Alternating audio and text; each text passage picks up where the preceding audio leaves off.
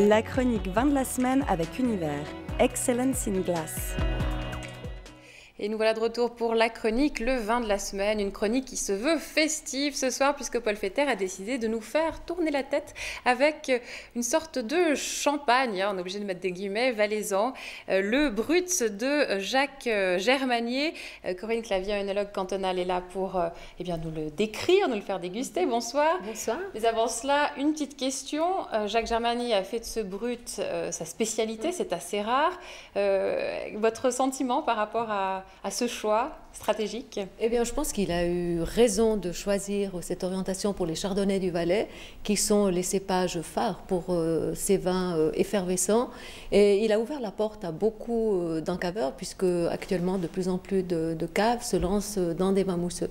Et le marché existe? Le marché existe, absolument. Et surtout que les mousseux valaisans, enfin ceux que j'ai goûtés, je trouve qu'ils tiennent très bien la route. Alors justement, comment se fabriquent-ils ces mousseux valaisans? En tout cas celui-ci, ce Brut de Jacques Germanier, selon une méthode bien particulière, une méthode champenoise. Donc c'est vraiment dans les règles de l'art qu'il les fabrique. Paul Fetter est allé voir sur place comment ça se passait. Voici son reportage et on le déguste juste après. Je me réjouis. Chez Jacques Germanier, on aime les bulles. Vedette de la cave du tunnel, le Brut millésimé, un mousseux de chardonnay vinifié à la champenoise. Jacques Germanier et son œnologue ont aujourd'hui un quart de siècle d'expérience en la matière. Dans les années 80, le Comtaisan a encouragé ses fournisseurs de raisins à planter du chardonnay dans les hauts des vignobles de Comté et de Savièse. Grâce à eux, il produit chaque année plus de 100 000 bouteilles de Brut millésimé. Les grappes sont cueillies à 90 degrés Oxley, une maturité qui apporte à ce Brut une belle structure vineuse. La fermentation alcoolique se déroule en cuve avant un passage de quelques mois en barrique. Le vin est ensuite mis en bouteille où il vit une nouvelle fermentation alcoolique, celle qui produit la mousse. Le Brut est ensuite stocké durant 36 mois pour activer la maturation. Le remuage régulier visant à ramener le dépôt vers le goulot est ensuite effectué sur des gyropalettes. Un dépôt qui sera expulsé après congélation du goulot. La bouteille est alors complétée par du chardonnay en barrique et une petite dose de liqueur d'expédition avant d'être bouchée. Corinne Clavier, vous avez tenu à attendre la dernière seconde pour finir de verser votre verre, pour qu'on voit ces jolies bulles. Votre première impression? Alors, avec les mousseux, il est important de s'attarder sur l'effervescence parce que c'est ce qui fait tout le charme de ces vins. Et ici, l'effervescence est majestueuse. On voit les bulles qui sont fines, délicates, elles sont même brillantes. Et si vous regardez, elles forment une sorte de train de bulles. On parle de train de bulles ou de chapelet de bulles. Et ici, elles jouent un peu avec la lumière, si vous regardez. Et elles viennent nourrir le fin cordon, un cordon qui est très fin et persistant tout autour du verre. Et ça donne presque un aspect crémeux sur le pourtour. Donc c'est ça qui est important avec les bulles. Et moi, ces bulles, quand je les regarde, je les trouve rapides et joyeuses et puis même sympathiques. Et justement, ça vous donne envie d'aller plus loin, de déguster. Alors je vous propose de le faire, vous aussi, Monsieur Grenon. Par contre, Loïc, eh bien, désolé, ce sera pas pour vous ce soir. Voilà, boire nos paroles. Alors allez-y. Alors le nez est à la fois puissant et complexe, et je trouve qu'il présente une évolution qui est très maîtrisée vers de la cire, du miel. On a des notes de pommes au four, même pain grillé. Et je trouve qu'il y a beaucoup de fruits à l'intérieur, des fruits mûrs. On a des notes de fruits jaunes. Et la finale, on a presque des fleurs blanches, moi je dirais des fleurs d'acacia. Et moi, quand j'ai ça au nez, moi je succombe immédiatement à la séduction de ce parfum et j'ai qu'une envie, c'est de le prendre en bouche. Alors on va y aller.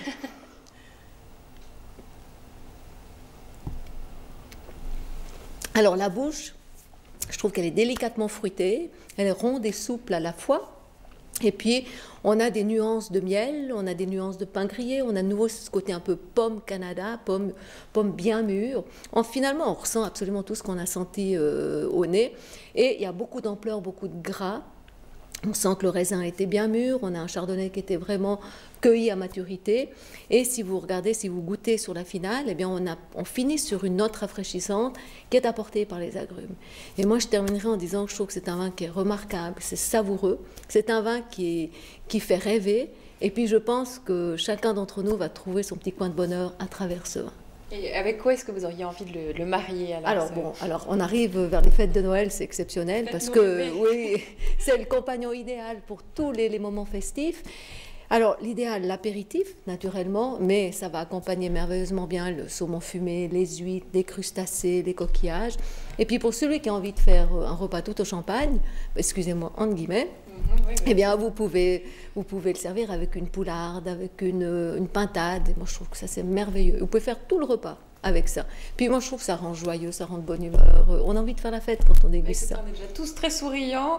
Hubert Grenon, votre sentiment à vous sur ce vin mousseux?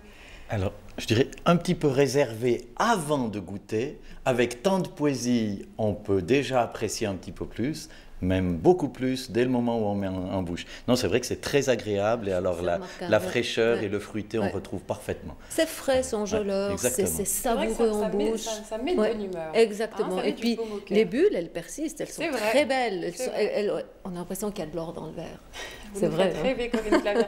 Alors justement, vous avez mis des guillemets. Ces guillemets, c'est parce que bien entendu, on n'a pas le droit d'utiliser cette appellation pour des vins qui ne sont pas produits en Champagne. Mais est-ce qu'il tient la comparaison avec ces champagnes? Bien sûr qu'il y a des variétés très larges de champagne du côté Alors de moi, France, je suis amatrice de champagne, de bulles, je dirais comme ça englobe toutes les catégories. Et on a souvent dégusté à l'aveugle. Il tient absolument la route. Et c'est un millésime 2006, il faut le dire, 36 mois conservé sur latte, ça veut dire dans la bouteille avec la lille, donc ça lui donne de la vie. Et c'est un vin qui est vivant, qui a beaucoup de gras, beaucoup d'émotions dans ce vin, je trouve. Et c'est ça qui fait un grand effervescent, c'est la durée lorsqu'il est embouteillé sur latte. Ça, c'est très important parce que ça nourrit le vin. Justement, on le voit dans le sujet de Paul Fetter, cet élevage en tunnel, qui est d'ailleurs la tradition champenoise, ça ajoute quelque chose au vin Ça permet au vin de mûrir, d'évoluer et puis de donner tout ce qu'il a. Alors, pour avoir ça, il faut avoir un bon raisin au départ. Et là, le raisin était très mûr, on sent une belle matière première. Voilà, donc c'est ce qui fait le secret finalement d'une belle réussite, c'est d'avoir des bons raisins, un bon savoir-faire, parce que c'est une technique qui est très difficile, et la Maison Germanier maîtrise vraiment bien cette technique, et année après année, quand on goûte des millésimés, c'est exceptionnel. Moi j'ai goûté le 2005 l'année passée, qui est remarquable, et ce qui est bien avec cet effervescent-là, c'est qu'il y a une sucrosité, mais il n'y a pas trop de douceur. C'est très rectiligne, c'est frais, c'est fringant, il n'y a pas ce sucre qui alourdit la bouche. Et c'est ça qui est remarquable. Moi, ce que j'aime, c'est ça. Eh bien, on pourrait en boire pendant des heures de vos paroles et de ce beau millésime. Je vous remercie, Corinne Clavien, pour nous en avoir parlé ce soir. Loïc, eh bien, on va pouvoir enfin à nouveau s'intéresser à vous, après cette petite parenthèse de bulles. Ce sera dans un instant dans notre dossier culture de la soirée. À tout de suite.